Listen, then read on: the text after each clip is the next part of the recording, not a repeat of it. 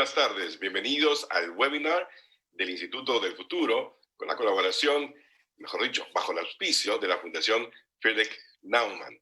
Hoy día, el tema que nos reúne es un tema que está allí y que la verdad es, sinceramente, fundamental para poder entender este nuevo orden internacional que supuestamente se está emergiendo, que es la rivalidad entre China y los Estados Unidos. Se plantean una serie de preguntas acerca de cómo va a evolucionar esa relación y qué impacto va a tener sobre el mundo, porque no cabe ninguna duda que los dos grandes, digamos, actores en toda esta tragedia que significa la pandemia del coronavirus, China tiene un lugar especial porque allí empezó la pandemia, y los Estados Unidos porque es el país que más afectados tiene en términos de contagiados y fallecidos. Así que vamos a tratar de dilucidar muchos de los temas que están apareciendo en las primeras páginas de los diarios, pero que requieren una mirada profunda, experta, y para eso nosotros tenemos aquí un panel espectacular realmente. El embajador Luis Chuquiwara, director general del Foro Peruano de Relaciones Internacionales; el especialista en temas internacionales Farid Kahat, sociólogo, analista, catedrático de la Universidad Católica; el embajador Hernán Couturier, ¿no? Embajador en situación de retiro en el Servicio Diplomático de la República; y también a nuestro coanfitrión Jörg Degner de la Fundación Friedrich Naumann. Pero las palabras de bienvenida las va a dar Jennifer Gómez, también de la Fundación. Buenas tardes, bienvenidos a todos. Mi nombre es Jennifer Gómez Velázquez, estoy a cargo de la administración de la Oficina Países Andinos. Agradecemos una vez más a nuestro socio Instituto del Futuro y a todos los ponentes que nos acompañan el día de hoy. Estamos encantados de poder participar en otro webinar más y contribuir a estos espacios de conversación. Para quien no nos conoce todavía, la Fundación Naumann es una de las 6 fundaciones políticas de Alemania y se encuentra afiliada al Partido Liberal Alemán. La Oficina de los Países Andinos está trabajando desde Lima y con actividades no solamente para Perú, sino también para Ecuador, Chile, Colombia, Bolivia y Venezuela. Nuestra institución trabaja estrechamente en actividades que están enfocadas en el Estado de Derecho, la economía social de mercado, Smart Cities, digitalización y educación de calidad. Los invitamos a que nos sigan en nuestras redes como FNF Países Andinos, en el Twitter, en el Facebook y en el Instagram para conocernos más. Muchas gracias. Gracias a ti, Jennifer. Danke, como dicen en alemán. A ver, yo quería comenzar así directamente, ¿no?, preguntándoles a nuestro panel en qué medida este enfrentamiento, digamos, por la hegemonía internacional, en el plano internacional entre Estados Unidos y China, es consecuencia del coronavirus, de la pandemia, o en realidad es parte más bien de una tendencia. No sé si el embajador Couturier nos da una primera semblanza de esto. Gracias, Carlos. Sí, con el mayor gusto. Yo discrepo de que la rivalidad y la lucha por el poder mundial sea consecuencia de la pandemia.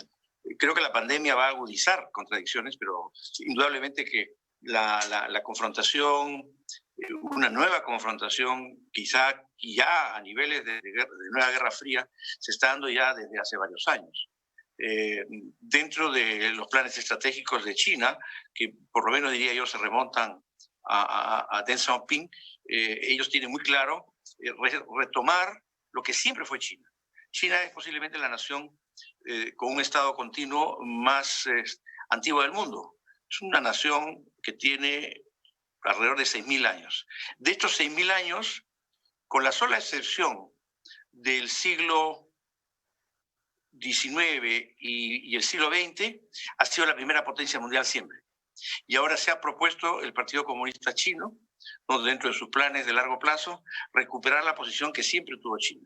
El concepto de Greater China, ¿no? La China más grande, que envuelve a Hong Kong y todo lo demás. Para lo cual, desde el año 49 se desarrolla una revolución comunista en China, que sin duda ha logrado metas importantísimas, al punto de haber colocado a China en el segundo sitial, digamos, dentro del Concierto de Naciones. De eso no cabe duda. Incluso se habla de que en poco tiempo, no más de 10 o 15 años, China pasaría a ser la primera potencia mundial. Bueno, en términos económicos, en el año 2011, China igualó el PBI, digamos, nominal de los Estados Unidos, ¿verdad? Sí. Nominal, ¿verdad? Embajador Chuquibara, ¿qué importancia tiene también los temas económicos, de carácter tecnológico, de conquista de mercados en esta confrontación del nuevo cuño? Porque si bien es cierto, hablamos de un enfrentamiento, por lo menos nadie se le ha ocurrido decir que este puede ser un enfrentamiento militar, ¿verdad? Así es. Bueno, primero que nada, muchas gracias ante todo por la invitación, Carlos. Un saludo también a los distinguidos panelistas, Farid, Hernán, yo.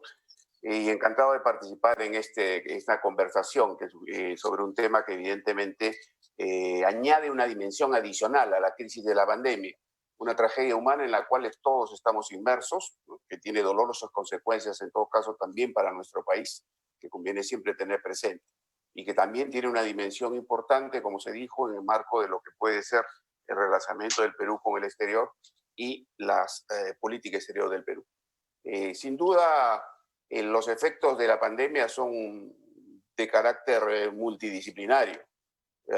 Crea una crisis política, una crisis económica y obviamente impacta también sobre las relaciones internacionales. Yo diría que evidentemente no se trata de un elemento, digamos, rupturista en sí mismo, sino que es una suerte de dinamizador, catalizador de las tendencias internacionales ya vigentes y ya presentes en el escenario internacional de los últimos años y de las últimas décadas, y que por lo tanto agudiza, ¿no?, las contradicciones. Es como un scan que nos muestra la fortaleza y debilidades de ese sistema internacional en su conjunto. Yo vería en realidad, más allá del enfrentamiento del duopolo de poder mundial, como se denomina la de China y Estados Unidos, un impacto masivo sobre el conjunto del sistema internacional.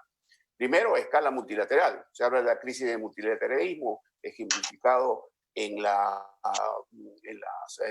discusiones y en las críticas que hay a la OMS y a las Naciones Unidas, que este año cumple 75 años, precisamente por no obtener una respuesta rápida frente a eso.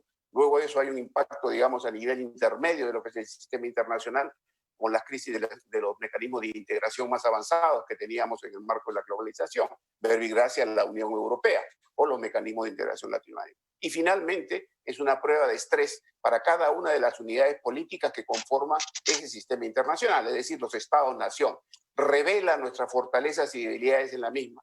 Y sin duda uno de los elementos mayores para atender a tu pregunta es evidentemente ese enfrentamiento en este momento sobre esta nueva bipolaridad, por así decirlo, que viene a emerger desde las condiciones actuales de la globalización entre China y Estados Unidos, y que se hizo evidente precisamente en el tema económico que menciona, porque exacto, por ahí han comenzado la diferencia, con el tema de la guerra comercial de 2017, con el tema de la guerra tecnológica, con el tema de Huawei, y efectivamente para un largo desarrollo que podríamos seguir conversando sobre eso.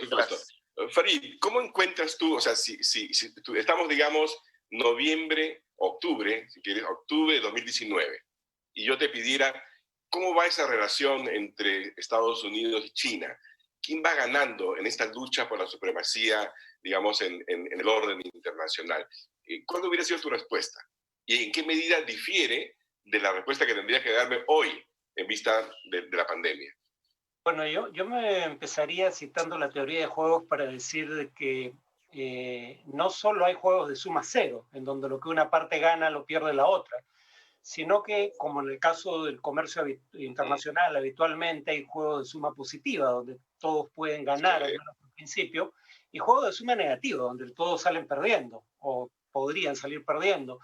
Y en el caso de la relación entre China y Estados Unidos, yo hubiera dicho primero que era una relación de rivalidad, y eso no empieza con Trump. Empieza, si acaso, con Obama. El pivot hacia el Asia es algo que surge durante el gobierno de Obama. Y conflictos comerciales entre China y Estados Unidos restricciones a la inversión china en empresas de tecnología de punta en Estados Unidos o en Europa ya existían antes de la llegada al gobierno de Trump. Trump agudiza esas tendencias, pero no las crea, y además Trump, claro, lo que es distintivo de un populista, para decirlo en términos coloquiales, es el hecho de que ante cualquier problema siempre está dispuesto a encontrar primero un culpable antes que una solución. Y para Trump, China, además, tenía ese rol en su discurso político. Yo hubiera dicho que la situación era favorable a China en octubre de 2019, pero contra lo que muchos parecen creer, yo no diría que uno de los dos sale bien librado de esta crisis. Estados Unidos tiene 1/3 del total de infecciones registradas en el mundo y alrededor de la 1/4 parte de las muertes registradas por COVID-19 en el mundo. Es una respuesta desastrosa. Pero China es el origen del problema y hay indicios, tanto esta vez como con la pandemia del SARS en 2003, de que, dada la naturaleza autoritaria del régimen, no hubo libre flujo de información y se intentó ocultar el problema en una etapa inicial, lo cual probablemente haya sido una de las causas de que esto se haya terminado convirtiendo en una pandemia global. Yo no creo que ninguno de los dos salga bien librado. Genial. York, el embajador Chuquiguara señaló que una de las consecuencias que estamos viendo también de la pandemia, del coronavirus, es la necesidad de replantear todos estos movimientos, digamos, multinacionales. No solamente las entidades multinacionales, sino también organizaciones como la Comunidad Europea, ¿no? Tú como alemán, y Alemania siendo un pilar fundamental de la Europa comunitaria, ¿cómo crees tú que está afectando el coronavirus, ¿no? La esencia misma de la comunidad, que significa, por ejemplo, libre tránsito de personas, libre tránsito de bienes, etcétera, ahora que vivimos en un mundo donde se requieren, digamos, cuidados especiales a nivel fronterizo? Creo que esta pandemia es un gran peligro por el multilateralismo, porque si vemos que... York, ¿podrías hablar un poco más fuerte? Ok, sí. Un momento. Okay. Yo creo que esta pandemia es un gran peligro por el sistema internacional y el sistema de multilateralismo, porque si vemos a Unión Europea, por ejemplo, en esta pandemia, ¿qué pasó? La Unión no funcionó. Cada país tomó sus decisiones. No hubo una solución de Unión Europea. ¿Qué pasó con el World Health Organization? Tampoco funcionó. Mucha crítica. ¿Qué funcionó con esta organización de American States? No. Entonces tenemos una renacionalización de política en este momento. Es contra la globalización, es una cosa. Y también tenemos un peligro por una democracia liberal de dos lados, de la derecha, como los nacionalistas, y con la izquierda, que los socialistas y comunistas, porque en este momento muchos países, también Alemania, los gobiernos decidieron ayudar a la economía. Y los izquierdistas usan el desarrollo, dicen, para pedir a una renacionalización a sectores que antes hemos privatizado con mucho éxito. ¿Sí? Ese es un gran problema. Pero tienes ahí el tema de Lufthansa, por ejemplo, donde el gobierno de la señora Merkel... Yo no estoy de acuerdo con esta política. Que tenemos que hacer en este momento es ayudar a los pymes y los micros, porque en Alemania, también acá en Perú, en muchos países democráticos, liberales, estas empresas garantizan la mayoría del trabajo. Acá en Perú son casi 80%, 75%, en Alemania también 70%. Esa gran diferencia de la política en Alemania y Perú. En Alemania el gobierno decidió ayudar mucho los pymes y los micros. También creo que es un error ayudar a Lufthansa porque no es una empresa que es pobre, pero ese es el gran problema. Y con respecto de China, Mira, si vemos el mundo, tenemos un triángulo.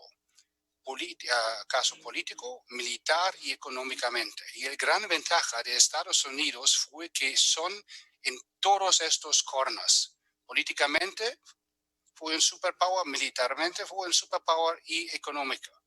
China solamente fue con superpower económica y ahora también militar. Y en este momento terminó ser un superpower político Estados Unidos con la política de Trump, como dijo Farid. Y esa es la gran ventaja, que China va a tener más peso o más poder que otros. Y Estados Unidos siempre fueron el líder del mundo libre. Y aquí hay también un tema que es un poco, que llama la atención, ¿verdad? Una especie de inversión de roles, ¿no? Que una economía, digamos, dirigista, como es la economía china, sea de alguna forma el campeón de los libres mercados. Y por otro lado, una economía de un país como los Estados Unidos se haya convertido, digamos, en el gran cuestionador de la globalización tal y como estaba. No sé si el embajador Couturier podría comentar esto. ¿Perdón? Sí, yo señalaba esta aparente contradicción, ¿no? En el sentido de que un país como China, con economía dirigida, se convierte en el paladín de los mercados abiertos, no de la globalización, ¿verdad? Y por otro lado, los Estados Unidos, tradicionalmente el país del libre mercado, no tiene hoy en día una posición más bien de razón, de nacionalista, populista, etcétera, pero que cuestiona seriamente la globalización. No sé qué comentario le merece. Bueno, yo creo que es resultado de los errores cometidos por las naciones capitalistas con relación a China. China, un país tecnológicamente y científicamente muy atrasado hace 30 años, logró un avance tecnológico significativo y consecuentemente importantes inversiones en su industria, gracias a que en aras de buscar mano de obra barata, las naciones capitalistas se radicaron, llegaron a engancharse, por decir así, al desarrollo chino para obtener, ¿no?, productos que en su país les hubiera costado el doble o el triple. Es más o menos el fenómeno de la maquila que también existe entre Estados Unidos y México. ¿Cuál fue el resultado? El resultado que después de 30 o 35 años de esta política de inversión masiva en China, no solo con dinero, sino con ciencia y tecnología, hoy día China ha llegado a altos niveles, y entonces China está muy abierta a la inversión del capital extranjero y de la transferencia de tecnología. En cambio, Estados Unidos ha sido un exportador neto de trabajo y ha perdido, y es una de las razones por las cuales el presidente Trump ganó las elecciones y eventualmente quizá podría volver a ganarlas, porque él apoya a los sectores que en Estados Unidos se conocen como blue collars, que se quedaron sin trabajo. Hay ciudades en Estados Unidos, como todos sabemos, totalmente desocupadas, donde se ha abandonado la industria, particularmente automotriz. ¿Cómo gana la elección Trump? Trump dice, vamos a volver a hacer América primero, vamos a volver a tener nuestras industrias, para lo cual tiene que cerrar sus relaciones. Viene lo que se llama el desenganche de la industria y de la economía norteamericana de la economía china. Es por eso que se explica que el campeón del capitalismo se cierre y trate de recuperar posiciones en cuanto a sus inversiones internas, y por el otro lado, China totalmente abierto, ¿no?, al comercio y totalmente abierto a las inversiones. Claro, una de las cosas que ha mostrado, digamos, la pandemia, ¿verdad?, es que la política esa de me salvo yo primero es algo que domina la mente de prácticamente todos los gobernantes del mundo, ¿verdad?, en situaciones como lo de la pandemia, porque uno hubiera esperado que un problema global, como es la pandemia del coronavirus, obtuviera una respuesta global, pero lo último que hemos visto es justamente esfuerzos por cooperar. Lo que... ¿Terminó? Sí. No sé si me escucharon, porque hubo una interrupción. No, sí, hemos escuchado. Esa actitud que debería ser de natural tendencia a la cooperación se ha visto de alguna manera interrumpida, trunca, por las políticas de confrontación que tienen Estados Unidos por un lado y China por el otro. Entonces, el terreno común de la cooperación para combatir el coronavirus no se ha dado, ¿no? Es muy lamentable, pero eso es también parte de la guerra de propaganda, son las diferentes narrativas que tiene cada país porque se han acusado mutuamente. Comenzó evidentemente Estados Unidos hablando del virus chino y responsabilizando totalmente a China de esta pandemia mundial. Y los chinos a su vez han respondido con algo similar diciendo que el virus lo trajeron unos soldados americanos a China. Entonces, están en una posición irreductible ambos, donde desgraciadamente vemos que no hay espacio para la cooperación, cosa que sí felizmente se está dando en otras regiones. Perfecto. Farid, ¿tú dirías que efectivamente se está, digamos, delineando en esta respuesta, en este cuestionamiento, digamos, de la globalización, en este cuestionamiento de la cooperación, en este cuestionamiento, digamos, o mejor dicho, en la manifestación abierta, digamos, de un enfrentamiento entre las dos grandes potencias, que todos esos elementos de alguna forma conforman un nuevo orden internacional? O sea, ¿veremos un nuevo orden? ¿En qué consiste ese orden internacional en todo caso? Es difícil predecirlo por lo siguiente. Cuando hablamos de orden internacional hoy en día, lo que tenemos en mente habitualmente es el orden de la posguerra, como el alter ego con el cual habría que comparar un nuevo orden. Y el orden de la posguerra es un producto muy peculiar de un contexto en el cual Estados Unidos representaba más o menos la mitad del Producto Bruto Global, 2/3 de la producción industrial del mundo, tenía la mitad de las reservas en oro, digamos, respaldando al dólar. Habría que recordar que por eso el dólar se convierte digamos, moneda de reserva y medio de pago internacional, porque estaba respaldado en oro. Ningún país tiene hoy en día la posición en el sistema internacional que tenía Estados Unidos en 1945. O sea, no es solo que Estados Unidos haya renunciado al liderazgo, es que aunque quisiera asumirlo, no está en las condiciones en las que estaba en ese entonces. Y el caso de China es problemático porque, digamos, cuando por un lado China tiene esta política de promover el libre comercio, bueno, en realidad puede discutirse. Promover su comercio libre.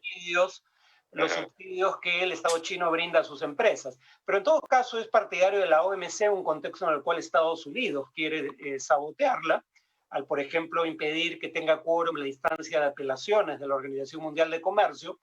Pero por otro lado, digamos, bueno, tiene la iniciativa de la Ruta de la Seda, está intentando crear organizaciones internacionales como el Banco Asiático de Inversión en Infraestructuras. Tiene toda esta agenda de cooperación internacional para beneficio mutuo, pero por otro lado tiene una política para resolver sus diferentes limítrofes, sobre todo en el ámbito marítimo, que es francamente agresiva. Por otro lado es un Estado autoritario que reprime, digamos, utilizando la tecnología a niveles sin precedentes a sectores de su propia población, como la minoría. Sí. Entonces China no es que genere tampoco gran expectativa. Hay mucho temor respecto a cuáles serían las verdaderas intenciones del régimen chino, y de cualquier manera no está en condiciones de hacer lo que hizo Estados Unidos tras la Segunda Guerra Mundial. Estados Unidos podría tener alianzas significativas a nivel mundial. China tiene socios económicos, pero virtualmente no tiene aliados. Estados Unidos ha hecho lo posible bajo Trump para socavar sus propias alianzas, pero si un nuevo gobierno quisiera retomarlas, habría elementos para hacerlo. China no tiene nada equivalente. Embajador Chuquibara, ¿usted estaría de acuerdo entonces que en este nuevo orden internacional que se va configurando, China va a tener un papel un poco distinto del que tuvo Estados Unidos cuando declinaba Gran Bretaña y emergía Estados Unidos como la gran potencia? ¿O cómo ve esa dinámica hacia adelante? A ver, yo sería cuidadoso con utilizar el término de nuevo orden internacional. Creo que estamos en un momento de transformación internacional, ¿no? Estamos en un momento de inflexión de la dinámica de las relaciones internacionales contemporáneas, que como habíamos dicho, y se ha repetido varias veces en el panel, no es algo reciente. Yo creo que desde el año 2016, desde el Brexit y la elección del nuevo gobierno norteamericano en ese entonces, se marca un claro golpe de inflexión en el devenir de las relaciones internacionales contemporáneas. Si recordamos bien, hacia atrás hubo un cuarto de siglo de plena vigencia de la globalización tal cual existió realmente, basada en determinados paradigmas, la paradigma de la democracia liberal, el paradigma de la economía de mercado y el paradigma social de los derechos humanos y los derechos ciudadanos. Eso fue la utopía de la globalización que nos vendió la ideología desde los comienzos de los años 90 y que estuvo vigente más o menos hasta el 2015-2016. Cierto, había en ese cuarto de siglo algunas disfuncionalidades, particularmente en el campo económico, la crisis económica del 98, la del 2008, la creciente manifestación de movimientos sociales contrarios a la desigualdad que se percibía en la construcción de esa globalización, tales como el movimiento Indignados en España, Occupy Wall Street en Estados Unidos, los mismos movimientos de la primavera árabe hace unos 7 u 8 años, pero creo que a partir del 2016 ya las nuevas tendencias anti-globalización se hacen más presentes. ¿Y cuáles son esas tendencias? Populismo, proteccionismo, xenofobia, intolerancia e incluso racismo, como lo estamos viendo en las últimas semanas de manera abierta, ¿no? Intolerancia a la migración, sobre todo. Entonces, lo que estamos ahora es en un momento de transición que nos hable avenidas hacia el porvenir. No creo que todo esté jugado, no hay un nuevo orden en el cual definitivamente China va a pasar a un lugar predominante sobre los Estados Unidos. Creo que hay ahí todavía un espacio y un escenario en que se van a jugar roles, se van a jugar estrategias y podríamos decir, de un lado, que hay una visión optimista, que sería que el sistema internacional sea como el que salió de la Segunda Guerra Mundial, donde se refuercen los canales multilaterales, donde se avance en la consolidación de la democracia, donde haya 30 años económicos gloriosos, que se llamaba en ese entonces, pero también hay un escenario pesimista, el escenario posterior a la Primera Guerra Mundial, aquella que llevó al fracaso del multilateralismo, ¿no? de la Sociedad de Naciones de Wilson, aquella que llevó a la crecencia del fascismo, del populismo, en Europa particularmente. Entonces, hay estos dos escenarios que habría que obviamente ayornar a lo que es este nuevo mundo en transformación, a la cuarta revolución industrial, a la edad digital y demás, y a esa conflagración entre China y Estados Unidos a la que se hace alusión. Un factor fundamental en esa confrontación, sobre todo en los años recientes, tiene que ver con la tecnología, ¿verdad? O sea, se han descubierto cantidades de espías chinos haciendo espionaje industrial, que es uno de los caballitos de batalla, más bien, por ejemplo, del presidente Trump y toda esta desconfianza. Y está hoy en día la tecnología del 5G, ¿no? Que ha hecho que, por ejemplo, cosa inusual, ¿no? Un gobierno, básicamente, el gobierno extranjero de Estados Unidos, prohíba, ¿no? que Huawei pueda desplazar, digamos, su tecnología en todas partes del mundo, ¿no? ¿En qué medida el tema tecnológico, que China no solamente digamos, usa, sino que además también ventila como un gran elemento diferenciador, ¿no? Lo estamos viendo con el tema de la pandemia, lo dijo también Farid, el uso así de la tecnología, incluso para vigilar a sus propios ciudadanos, ¿no? Mi pregunta allí es, ¿en qué medida la tecnología es el factor, digamos, aglutinante de este enfrentamiento entre las dos potencias? George, no sé si en Alemania, por ejemplo, existe este tipo también de preocupación por el espionaje industrial, por el despliegue de grandes tecnologías para ejercer control social sobre las personas. Es una overestimation de la tecnología. Claro, es una competencia, pero en relaciones políticas cuanto a más. Y no estoy de acuerdo que en la evolución de China. China podría ser un superpoder económicamente, pero para tener un peso grande o peso grave en relaciones internacionales necesitamos más. China es un régimen autoritario que corta libertades, que como podemos ver en Hong Kong y todo, y como dijo Farid, tiene relaciones económicas, pero no tiene aliados. ¿Sí? Es una cosa que siempre tenemos que ver, y no deberíamos subestimar el poder que la libertad y la política tiene. lo que dijo Luis es absolutamente correcto. Estamos en un periodo de transformación. ¿Por qué? La globalización es un desarrollo de los últimos, digamos, 20, 30 años. Pero las estructuras políticas que tenemos son del último siglo, del último milenio. No funciona. Mira, la estructura que tenemos que en Naciones Unidas, ¿qué es? No son Naciones Unidas, es pasado de la relación del poder, digamos, en los 50, el último año. La música se toca en el Security Council. Son cinco poderes o 5 países que deciden. Que en la Unión Europea también no funciona como un bloque regional. Funciona como un bloque regional, es un poder económico, pero no es un poder político. Ese es el gran problema. Todos los desafíos que tenemos, es migración, es terrorismo, es medio ambiente, son problemas globales. Solamente podemos resolver a nivel global. ¿Y qué está pasando? Los populistas quieren resolver a un nivel nacional. No funciona, ¿sí? Ese es un gran desafío que veo, que no tenemos las estructuras políticas que necesitamos en este momento. Es justo decir que China sí tiene un plan, digamos, de dominio internacional. Me pregunto esto, por ejemplo, a partir de la estrategia que se ve muy claramente, por ejemplo, en África, ¿no? De ir como el gran inversionista, ¿no? Como el gran prestamista, y de alguna forma también influenciando a través de la cultura, a través de una serie de relaciones con connotación, digamos, de solidaridad, ¿no? En América Latina también tiene un despliegue, digamos, evidente a través de captar, digamos, inversiones, comercio, prestamista, de última instancia para regímenes como el de Venezuela, Nicaragua, etcétera, ¿no? Y mi pregunta es, Farid, me gustaría escuchar tu perspectiva.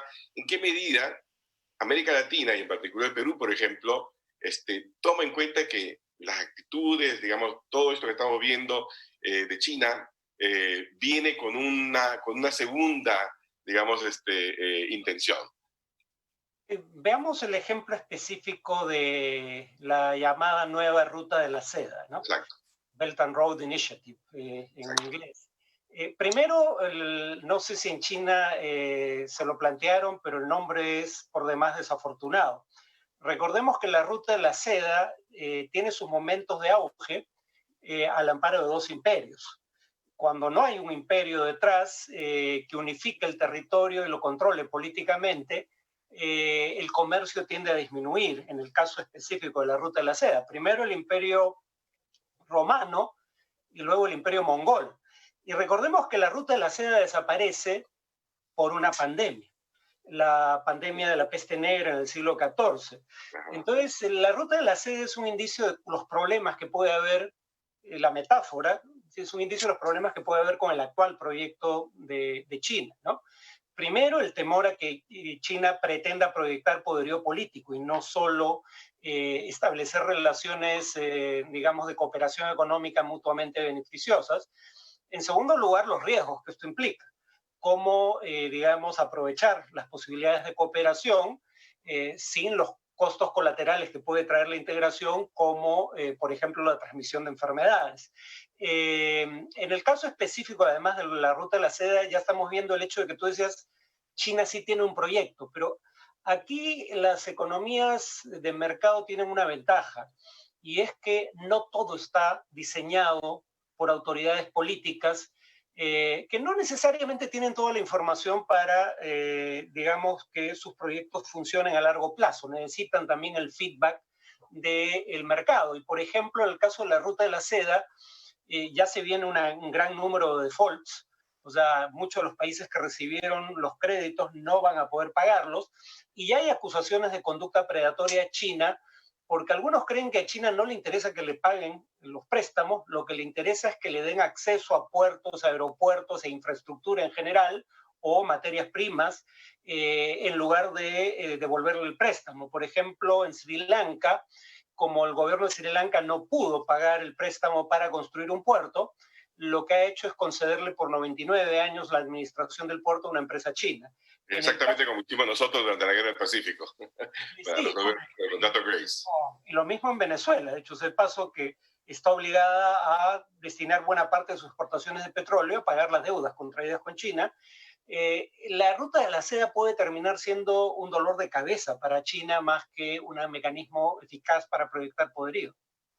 Una pregunta para todos, a ver, ¿en qué medida, ¿no?, el enfrentamiento natural, digamos, entre estas dos potencias, ¿no?, una emergiendo, la otra consolidándose, pero bueno, consolidada por más de 100 años, tiene también un componente, digamos, de personalidad, ¿no?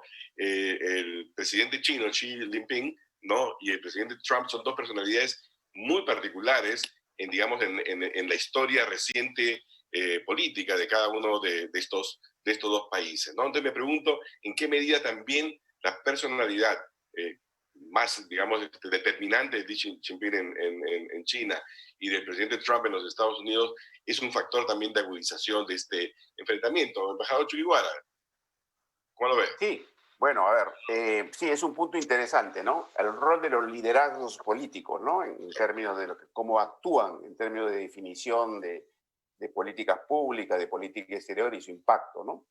Yo diría una respuesta mixta, digamos, ¿no? Son, digamos, productos de las tendencias políticas internas. De alguna manera, hay que recordar que el presidente de China es un producto del sistema de partido único, ¿no?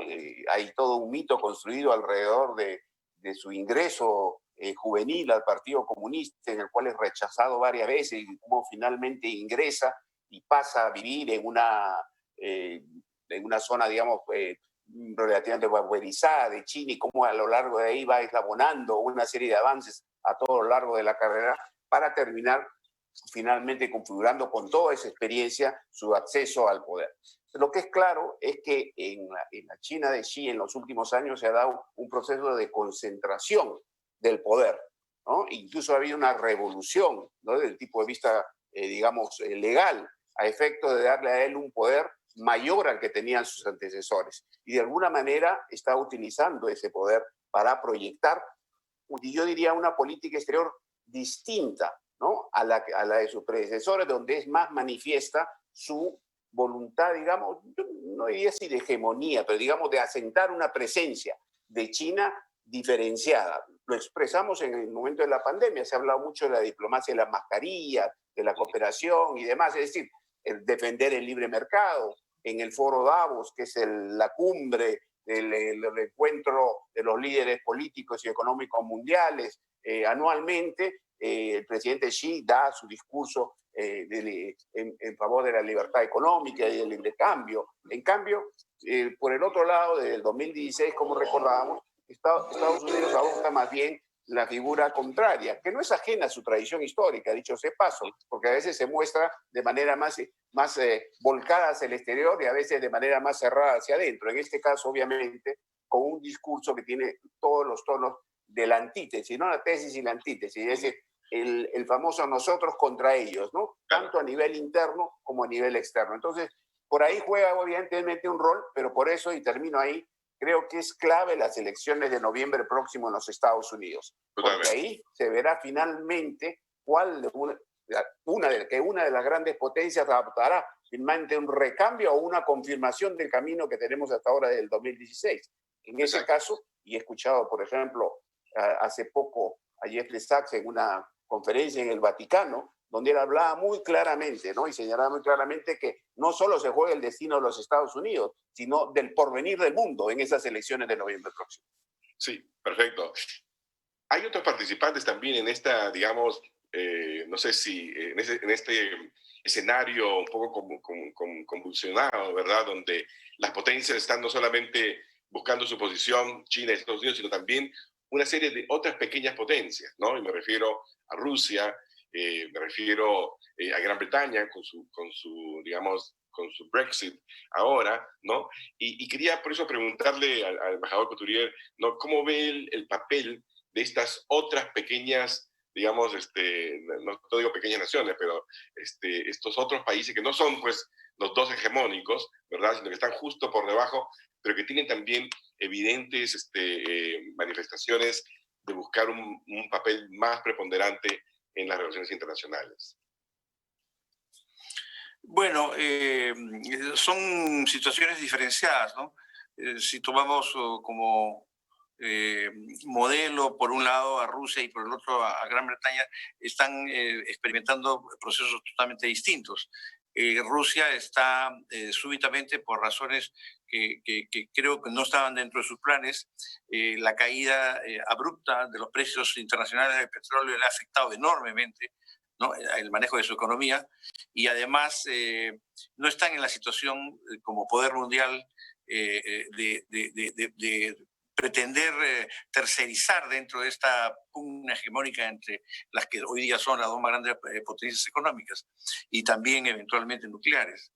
Rusia no va a tener otro remedio que uncirse de alguna manera al vagón, al tren chino, que es como lo veo yo. Y ha habido ya muchas reuniones entre Putin y el líder chino en esa dirección.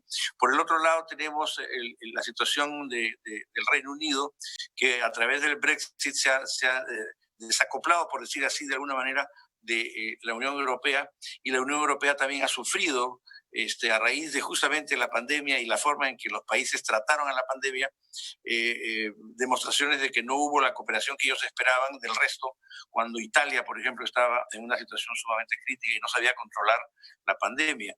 O sea que en realidad es un mundo disgregado, y creo que finalmente los que van a determinar el sentido de este nuevo orden internacional, ¿no?, van a ser definitivamente Estados Unidos y China. Y en el caso de Estados Unidos, dependiendo, como bien ya ha sido señalado, quién será elegido nuevo presidente de los Estados Unidos en noviembre próximo. En un escenario en el que se reelige Trump, ¿cuál sería la lectura, ¿no?, de esa reelección en un país donde evidentemente los medios, por ejemplo, no se cansan, digamos, de señalar las deficiencias, carencias del presidente Trump? O sea, ¿cómo leeríamos, ¿no?, una victoria de Trump en medio de todo esto, como afirmación, digamos, de su ruta, como afirmación de su enfrentamiento ideológico con los Estados, con China, ¿no? ¿Tú qué opinas, George? Soy muy feliz que siempre estamos discutiendo, son dos superpoderes y nosotros somos como, por ejemplo, los europeos no somos neutral y no somos observadores, no. Estamos en el campo con Estados Unidos, no solamente porque hay OTAN, no, tenemos una multipolaridad, pero todavía tenemos una polaridad. Hay países libres y hay países autoritarios, puede ser de derecha, dictaduras militares o nacionalistas, y también comunistas. Nosotros no somos observadores. Pero también Perú, si Perú tiene que tomar una decisión, no creo que va a China o va a elegir Rusia. Lo que tú dices es verdad, pero hay todo un esfuerzo, ¿no?, por pintar una China, digamos, tecnológica, de avanzada, moderna, etcétera, que son cosas que todos quisiéramos, pero sin hacer énfasis en el sacrificio. Si ganó Trump otra vez más, que yo espero que no va a pasar, no es el fin del mundo. No es el fin del mundo, no, porque el sistema en Estados Unidos es muy fuerte. Mira, toda la crítica que es contra Trump viene de Estados Unidos. Estados Unidos también son en muchas cosas muy racista, extremista, pero la crítica siempre viene dentro del país. Las violaciones, por ejemplo, crímenes en las guerras en Vietnam y también en Guantánamo, no fue Alemania, no fue Perú, no fue otro país que criticó eso. El primero viene la crítica dentro del sistema. Entonces tiene, ¿cómo se llama en inglés? Self-healing power. Ese es muy importante saber. Y entonces no podemos comparar ese. Es más, también los otros países también no somos, como dije, no somos neutrales. No somos exacto, solamente me observadores. quiero quedar con eso. No somos neutrales. Y quiero preguntarle a Farid, ¿no? ¿América Latina es neutral? ¿América Latina es un observador pasivo? Son muchos países. América Latina, de acuerdo, perfecto. Pero el entendimiento que nosotros tenemos, ¿no? Brasil, México, Chile, Argentina, Colombia, Perú, etcétera. ¿Observas tú algún tipo, digamos, de entendimiento básico de cómo pararnos frente a ambas potencias en disputa? Bueno, veamos el caso de Bolsonaro. Bolsonaro en campaña tenía un discurso sumamente crítico de China, básicamente por ser un régimen, creo que no le preocupaba tanto que fuera de partido único, sino que ese único partido fuera el comunista. Y él hablaba de ser un aliado leal de Estados Unidos. Lo veía como una alianza civilizatoria, la coalición, digamos, occidental y cristiana. Pero en primer lugar, China es uno de los dos primeros, no recuerdo si es el primero, pero en todo caso es uno de los principales socios comerciales de Brasil. Es una fuente creciente de inversión extranjera en Brasil, por un lado. Y por otro lado, Donald Trump acaba de aplicar sanciones a Brasil. Por ejemplo, digamos, poner restricciones a vuelos procedentes de Brasil, como si en Estados Unidos el virus, digamos, que causa el COVID-19 tuviera que venir del extranjero, ahora que tienen ya 1/3 de los casos en el mundo. Entonces, por un lado, Estados Unidos no es muy receptivo frente a los mensajes que buscan una alianza con ese país, por lo menos no con Trump en el gobierno. Y por otro lado, China es demasiado importante para darle la espalda. Entonces, digamos, algunos países como el nuestro ven la situación de la siguiente manera. O sea, obviamente no hay simpatía alguna por la naturaleza del régimen político de China, tampoco por el trato que ese régimen da a sus propios ciudadanos, pero creo que el cálculo es, no hay mucho que el Perú pueda hacer al respecto, y si intentas hacer algo, lo que vas a tener como consecuencia es que, como le acaba de pasar a Australia, China te amenace con sanciones. No cambias en nada lo que pasa dentro de China, y a cambio sí puedes pagar un costo muy alto. Entonces estamos condenados a ser observadores, digamos, ¿no? No sé si el embajador Couturier está de acuerdo con eso. Yo no diría que observadores. Lo concreto, tanto en el caso de Brasil, por ejemplo, como en el Perú, China se ha convertido en nuestro primer socio comercial. Sí. ¿No? Y ha superado las tradicionales relaciones económicas y comerciales que teníamos con Estados Unidos. Pero lo que en el caso concreto del Perú y en cierta medida también Brasil, se ha sabido diversificar. O sea, no es que nosotros dependamos totalmente de China, como tampoco dependemos de la Unión Europea, ni tampoco de Estados Unidos, ni tampoco del mercado latinoamericano. Hemos hecho un balance.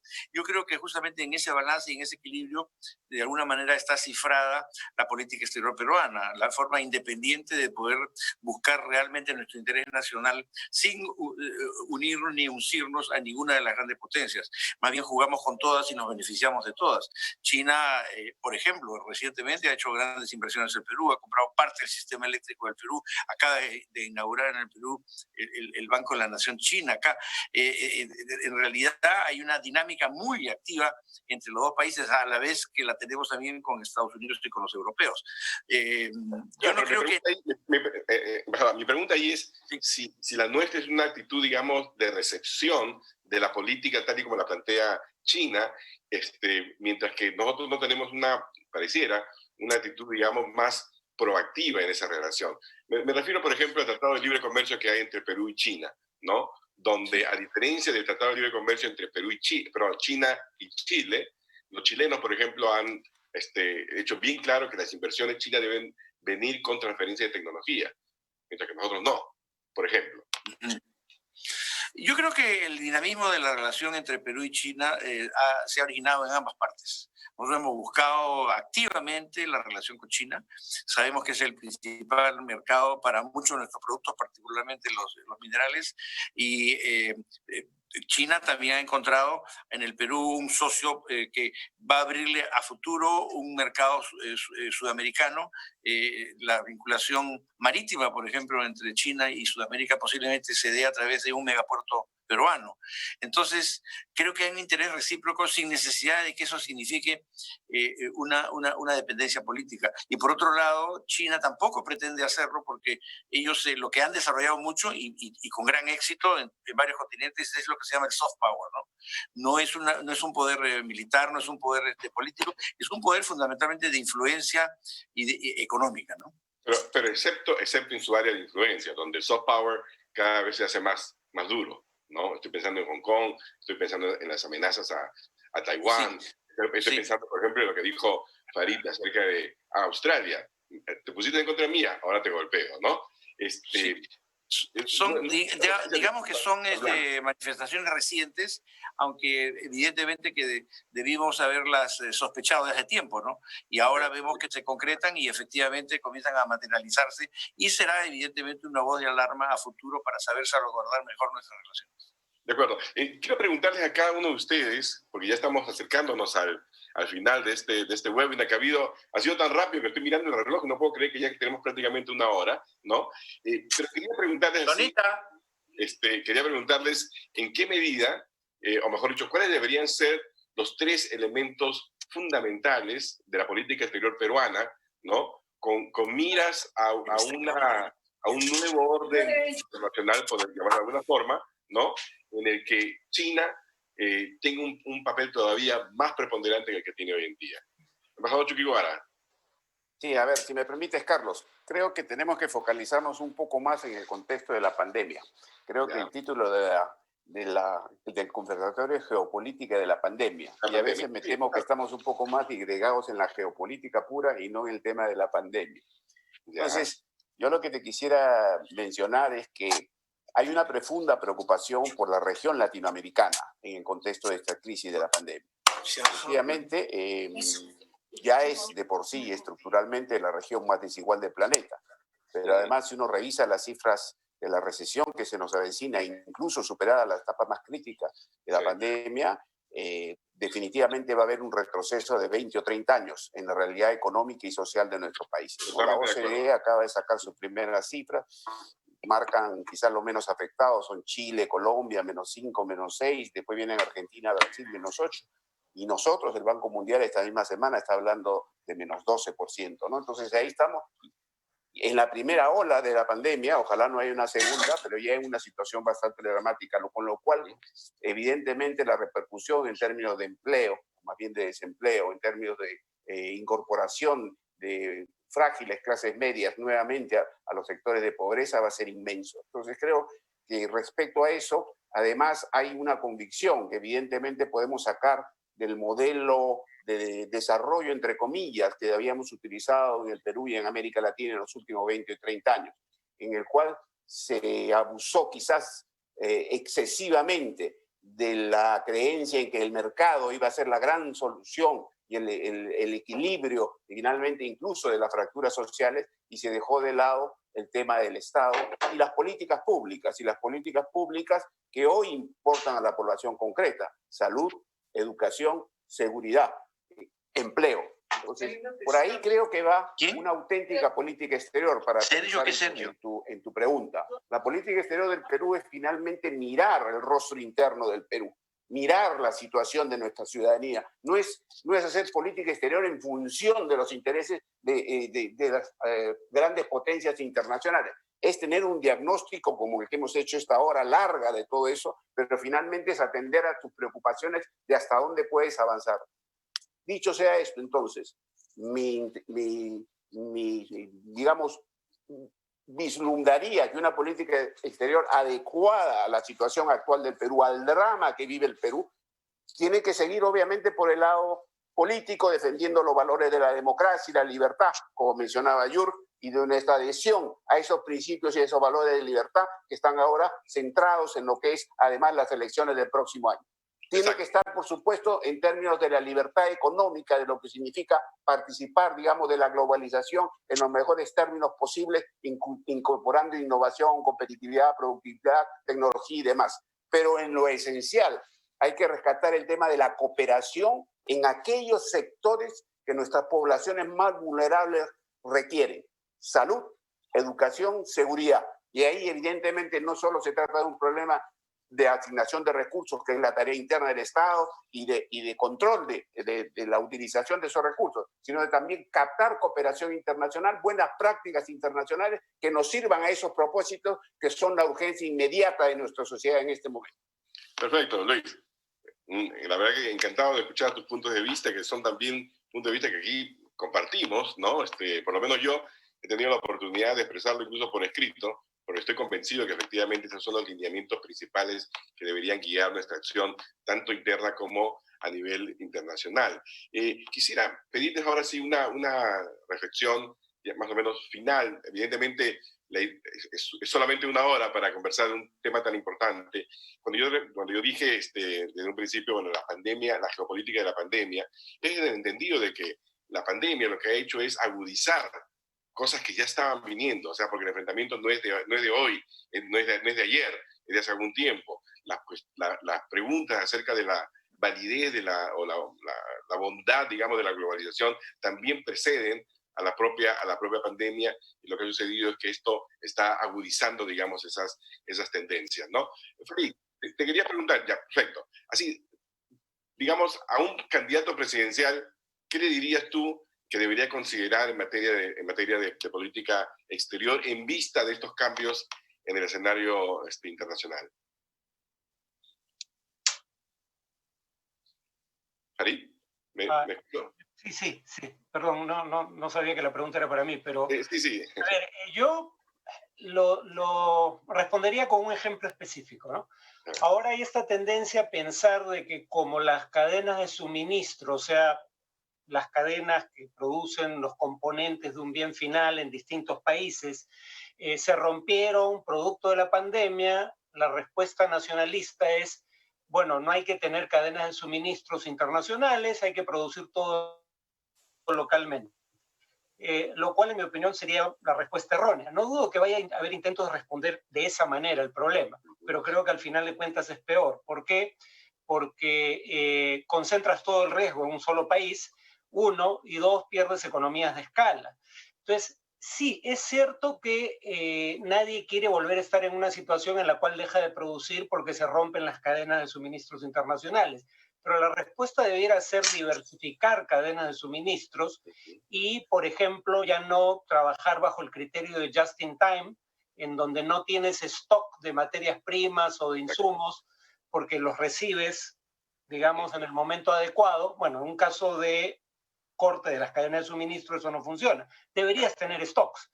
Mi punto en general, lo que quiero ir con este ejemplo es básicamente la idea de que cerrarse dentro de las fronteras nacionales es la respuesta equivocada. Se requiere más cooperación internacional de la que hemos tenido.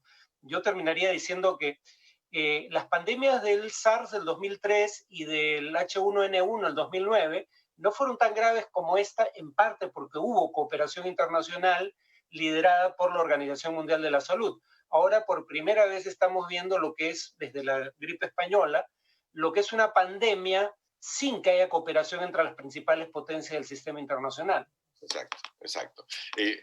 Embajador Couturier, sus últimas palabras antes de cerrar el webinar.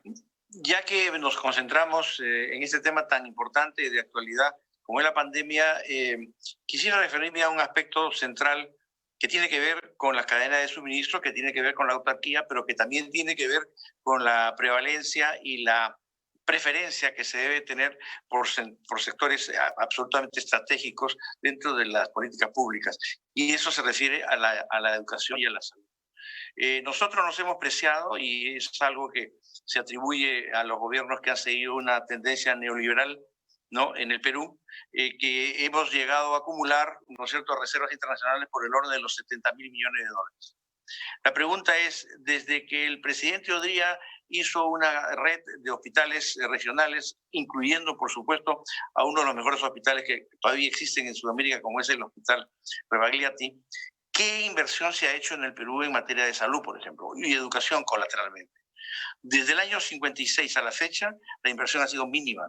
Cuando la recomendación es invertir 8%, se está invirtiendo en el Perú 2,5% y a veces se rozaba el 3%. Si nosotros hubiéramos gastado las cifras recomendadas en educación y salud durante estos últimos 60 años, ¿cuánto tendríamos de reservas internacionales en el Perú? Posiblemente no 70.000 millones de dólares, pero hubiéramos estado mucho mejor preparados para resistir la pandemia. Y el Perú, sin ninguna duda... Yo creo que tendríamos más todavía. Posiblemente. Porque eso hubiera acelerado el crecimiento, la productividad. Hubiera acelerado el crecimiento y habríamos resistido mejor, ¿no?, este embate brutal de la pandemia que nos ha puesto prácticamente en el primer lugar del mundo en materia de víctimas, ¿no?, tanto de contagio como de fallecimientos. Efectivamente. George, muchas gracias, embajador. Tus palabras de cierre.